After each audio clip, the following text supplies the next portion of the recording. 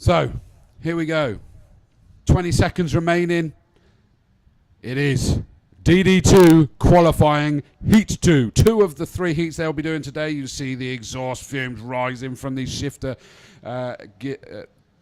carts, as that must be Lucas Bastuk that we can just see revving it. But the first car to appear, as we'd expect, is indeed Mick Vischoffer. Now again, he just takes it steady when he comes out, and he has that pole position. So on pole position is Mick Vischoffer, Lucas Bartoszek on second alongside him. French Consar, last year's champion, sits there on row 2 with Konstantin Scholl. Row 3 is Luca Kamali with Harold Garkakalis alongside him. Row 4 is the Peruvian Taylor Greenfield, and Vil Villainen sits alongside on row 4. Row 5 is Oriel Damo Caballero and Natalia Balbo. Row 6 is Kevin Ludi, Victor from Genk, and he's moved himself up in that first one. He got himself up into 5th overall, but he's got to start on the 6th row yet again alongside Dullah Al-Rawahi. 7th row is Giannis Slavinsky and Sam Smelt. Row 8 is Tomokazu Kawazi, the pole man for the Masters element of DD2, but it didn't go to plan in that first race, so he needs to make this one work. Alongside him is Barry Pullinger, who's also had an unfortunate qualifying session, but is going to look to move himself forward. Row 9 is Philip Sewer and Aaron Sherlock. Row 10, Ennio Sessa and Richard Faulkner. Martin Pierce, that we just heard from, and Karol Germanowicz.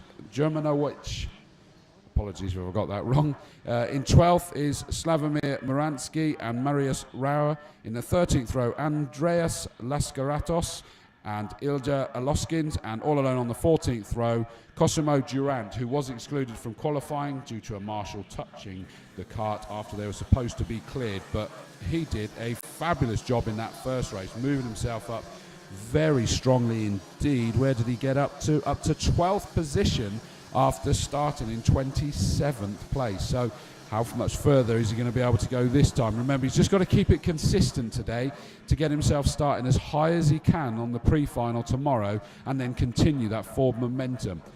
They are being very much slowed up here on this back straight to get bunched up into the channels, as they don't really want anybody off the back. It does look at the moment as though Cosimo Durant is indeed off of the back. They need to be careful of that, because it means he can get a run and momentum when they come down to turn 1. But they're coming onto the start-finish straight. They're certainly in the channels, and the red lights are off, and everybody diving towards the inside. One of them that managed it was 611. Konstantin Scholl got himself to the inside very early there, but I don't think he's quite been able to convert it. And into the lead it is indeed our pole sitter, 646. Mick Vischoffer from last year's champion, 601. Ferenc Koncar sits there in second position, having started 3rd on the grid. So it's the inside line has managed to take full advantage. And look at this side by side, and it looks like Ferenc Koncar has gone for the lead already. He's not going to sit behind his teammate for very long this time. They kind of sat together for a lap or two in the previous race, but then Ferenc Koncar lost out to the car behind him, Lucas Bartoszek. And in fact, just double checking my pictures, is that still? Yes, it is. Lucas Bartoszek is still sat there in 3rd position, and that must be Konstantin Scholl in 4th at the moment. After getting straight over to that inside line, he's managed to sit there in the 4th position. I thought he was going to make up more positions than that, and it looked like Mick Vischoffer had just got bumped ever so slightly in the back by the 644 car of Bartoszek, but not enough to put him off. He's managed to keep his line. Who've been the big movers and shakers? Villainen's up to 5th position, up 3 positions. Up 4 positions with Bao into 6th. Kevin Ludi's already up into 8th position, so a great performance there. Pullinger's up 5 positions into 11th. But look at this, we've got a change there for 2nd position. I think it was threatening that for a little while, but Tushuk's managed to get past Mick Vischoffer.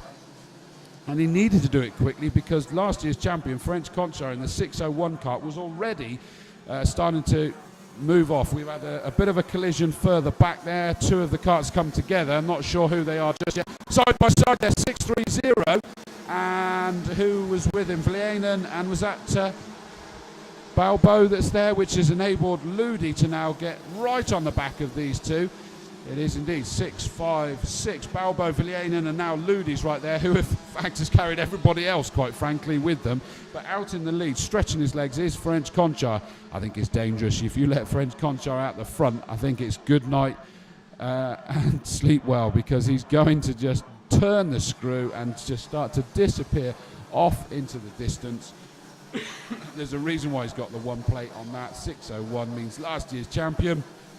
Vischoffer is under pressure from Konstantin Scholl, and I thought that Konstantin Scholl was going to have the inside line then, but not quite, because Vischoffer just managed to get the momentum down the straight, and I'd say close the door, but it was already done. Looks like we got someone on the exit of the pit lane there. They're going to be at least a lap down, if not more. I'm not sure who that is yet. We'll see very shortly, but they're waiting until they can be released onto the circuit. And look at these gaggles of them absolutely falling over each other in terms of tussling. Who's that? 6-4-3. So I just refer to my notes there to remind myself. That's Ilja Loskins, one of the Masters drivers. Unfortunately, he's going to be at least a lap behind. Now, I said that Ferenc Conchar was going to stretch his legs. Now he's at the front. But in fairness to Bartoszek, he's closed that. That lead has just evaporated. Konstantin Scholl is indeed up the inside for third position, and he's made that move and he's closed it out. He's up into third position. But look at that, Mick Vischoffer jumping over the curbing to try and make the move, and quite late he had to close the door on Villienen. Number 630 had managed to almost get alongside, but Mick Vischoffer was not prepared to lose any more than a one position. The only reason why he's under pressure is he's so desperate to get back at Konstantin Scholl by the time they got to the right-hander of turn 12 that he jumped over the curbing, which lost him all of his momentum. And sure enough, Villienen was then trying to make the move, but not quite able to do it. So still, we do have Vischoffer there. Kevin Ludi, in fact, has managed to get past Villienen, so the Genk winner is now up to fifth position.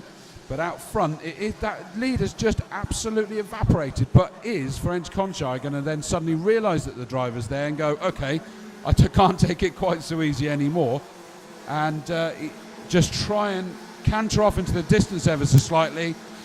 And Bartoszek just closing. He's the only driver that's down in the 49s. Everyone else is in the 50s at the moment, lap time wise. Konstantin Scholl is now in a very lonely third position. Don't expect bothered at all, ducking down behind the steering wheel. Mick Vischoffer is defending like mad from Kevin Ludi and Villienen, so 609 and 630 right there on the back of Vischoffer. Vischoffer just got a little bit offline, which enabled Ludi to have a run. Is he looking up the inside? He is indeed, but no, wow. Mick Vischoffer just closed that door late. It looked fairly from here, but it was a very late close. And we've got a change for the lead as well. So it is, Bartoszek has indeed got past. I was so focused on that battle that I missed the change for the lead happen. And it was at one of the hairpins. So basically there was two moves going on the two different hairpins there. One for the lead and one for fourth position. Bartoszek has got past Ferenc Conchar. Ferenc Conchar is not going to give up just yet. He's been mugged at this stage, but he's going to try and get his own back. Konstantin Scholl in that third position.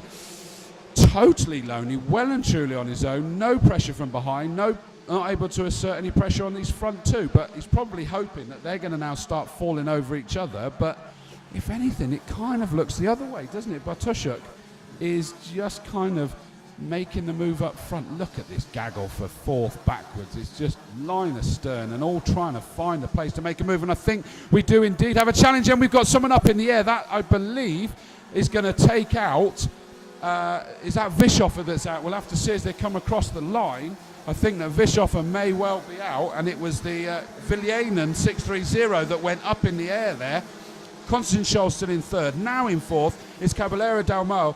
Dullah Al-Rawahi in fifth. Luca Kamali in sixth. Barry Pullinger now up to seventh. Wow, the 640 Durant from the back of the grid up 19 places to eighth position. That's absolutely incredible, but that did not go according to plan. And it's Kevin Ludi has lost out as well, so he's right down. I think he did just come across the line there, and he obviously got caught up in that melee. And Villienen rejoined the circuit, but where is he? A long, long way down. In fact, 13th at the moment. So the one that went up in the air isn't the one that suffered the most. Nearly half a second now, the gap between Bartoszek in the lead and Ferenc Conchar in second. Konstantin Scholl still in third. through comes basically everybody else, and Vischoffer is indeed down to 11th position now, so it was Kevin Ludi that was off on the grass and actually had to move it through, and we've still got all sorts of challenges going on there. We've got 613 was just being tapped towards the outside. That Siwa just lost out ever so slightly there, but goodness me. Right, let's catch up. Where are we? Bartoszek still in the lead. Ferenc Konchar, what's he going to be able to do time-wise? He's still the leader. Bartoszek is in the 49s, and the only other person to go in the 49s is Konstantin Scholz, all on his own. But sat very lowly in that third, not able to apply any pressure. They're on the penultimate lap now. Long gap back then to 6:07 that is. So Luca Kamali's up into that 4th position by the looks of it now. Unfortunately, I just need to refresh my time because I've lost track of that at this stage. There we go, back connected. So Luca Kamali is up into 4th position. Caballero Dalmo is in 5th. Durant up into 6th position. 6:40. Cosimo Durant from the back row, the 14th grid, as they're on their about to go onto their final lap. Goodness me, that is an incredible performance by 6:40. Durant there up into 6th, 21 places made up. That is just epic. Here comes the leaders to take the last lap board. It is still Bartoszek from Konchar. Then this longer gap before we get the 3rd place. Konstantin Scholz crosses the line. Luca Kamali still leading this train from the 628 car of Caballero Dalmo. Durant there in 6th position. Good still yet. Make up even more positions. Barry Pullinger in 7th position. I don't think close enough to really challenge the karts ahead of them. And 656. That looks like Balbo has now managed to move up a position against Abdullah Arouahi. But we'll wait and see how that one plays out by the end of this lap as we watch the leaders now heading towards turn 9. They're round the right-hand hairpin, heading down towards turn number 10, the left-hand hairpin. Through they go. Still Bartoszek now just controlling that comfortably. And there's a whole load of them are down to the 49's lap time now. But here come our leader. Through to take the checkered flag. Fantastic performance by Lukas Bartoszek. Second's Ferenc Konchar. Konstantin Scholz takes that 3rd position. 4th, although I've lost my timing again, so I just try to refresh that. Yep, 4th, Luca Kamali. 5th, Caballero Dalmo. Durant, a great 6th position there. 7th, Barry Pullinger. 8th, Balbo. In 9th position is Abdullah Arouahi. Martin Pearce, cracking performance, up into 10th position there for the Masters. You heard his interview just before. He's won the Masters in this race, but he's back up in the top 10 as we saw him do in Genk. Villienen recovering still comes through in 11th position. I think that was the kart that went up in the air, so we'll see how that one unfolds. Ennio Sessa in 12th position. Mick Vischoffer comes home in 13th in the end, involved in that incident. Slavinsky in 14th. Sherlock 15th. 16th was the Peruvian Greenfield. Germanovic in 17th position. Tommaso Coassi comes home in 18th and 2nd of the Masters. Siwa 18th, 19th. In 20th was Sam Smelt.